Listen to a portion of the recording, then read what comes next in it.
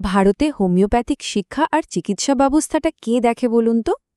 এর উত্তরটা হল ন্যাশনাল কমিশন ফর হোমিওপ্যাথি, মানে এনসিএইচ। এটি দেশের পুরো হোমিওপ্যাথি সিস্টেমের ওপর নজর রাখে। চলুন আজ আমরা এর গঠন, কাজ আর গুরুত্ব নিয়ে বিস্তারিতভাবে জেনে নিই।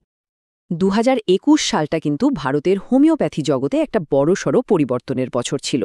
প্রায় 5 দশক ধরে যে সংস্থাটা এই পুরো বিষয়টা দেখত, মানে সেন্ট্রাল কাউন্সিল অফ হোমিওপ্যাথি বা সিসিএইচ, তার জায়গায় এলো একটা নতুন আরও আধুনিক নিয়ন্ত্রক সংস্থা।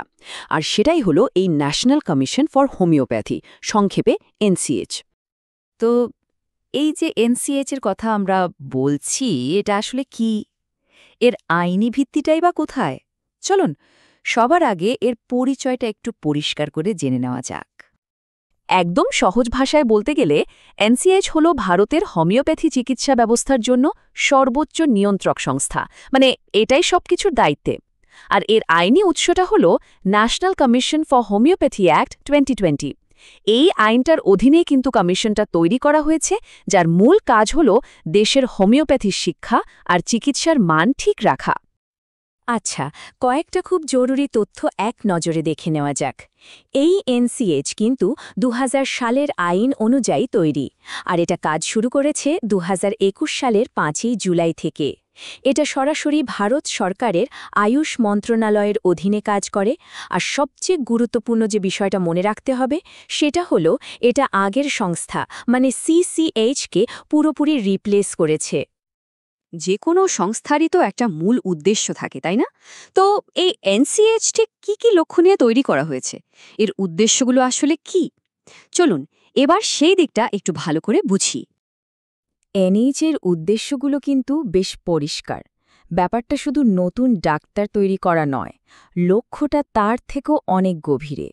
যেমন ধরুন, সবাই যেন কম খরচে ভালো মানের হোমিওপ্যাথি শিক্ষা পায় সেটা দেখা। আবার যারা পাশ করে বেরোচ্ছে তারা যেন প্রমাণ ভিত্তিক গবেষণা করতে উৎসাহী হয়। সাথে একটা জাতীয় রেজিস্টার তৈরি করে পেশার নৈতিক মানটাকেও উঁচুতে তুলে ধরা। মানে মূল ফোকাসটা হলো গুণমান, সহজলভ্যতা আর নৈতিকতার উপর। আর এর থেকেও বড় যে লক্ষ্যগুলো আছে সেগুলো কিন্তু খুব গুরুত্বপূর্ণ, যেমন পুরো হোমিওপ্যাথির শিক্ষা ব্যবস্থাকে আরও আধুনিক করে তোলা। দেশের স্বাস্থ্যখাতের যে বড় লক্ষ্যগুলো আছে তার সাথে হোমিওপ্যাথিকে জুড়ে দেওয়া।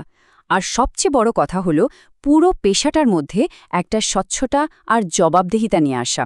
মানে চেষ্টাটা হলো হোমিওপ্যাথিকে দেশের স্বাস্থ্য ব্যবস্থার একটা ভরসাযোগ্য অংশ হিসেবে প্রতিষ্ঠা করা।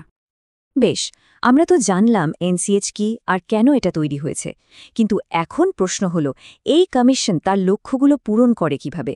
এর কাজ করার পদ্ধতিটা ঠিক কী রকম?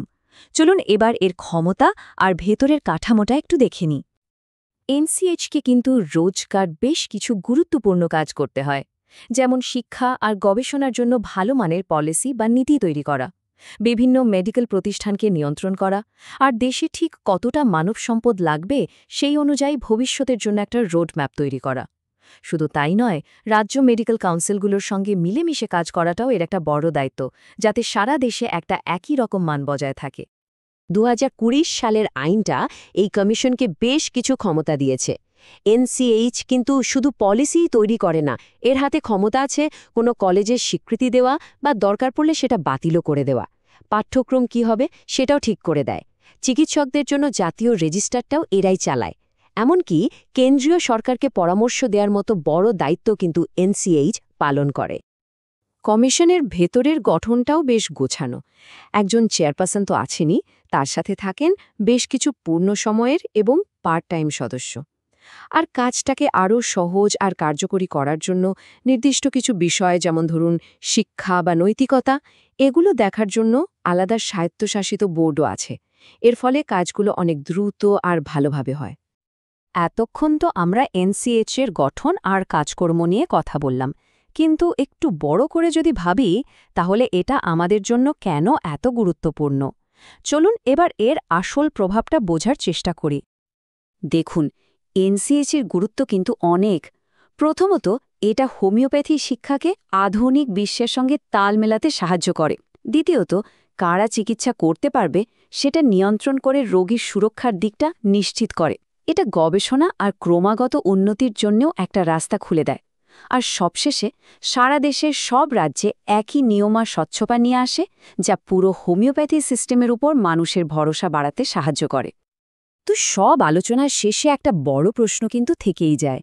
একটা এতটা শক্তিশালী কেন্দ্রীভূত জাতীয় কমিশন হিসাবে এনসিএইচ ভারতে হোমিওপ্যাথির ভবিষ্যৎকে ঠিক কোন দিকে নিয়ে যাবে? এর উত্তরটাই হয়তো ঠিক করে দেবে আমাদের দেশের লক্ষ লক্ষ মানুষের স্বাস্থ্যসেবার মান কেমন হবে।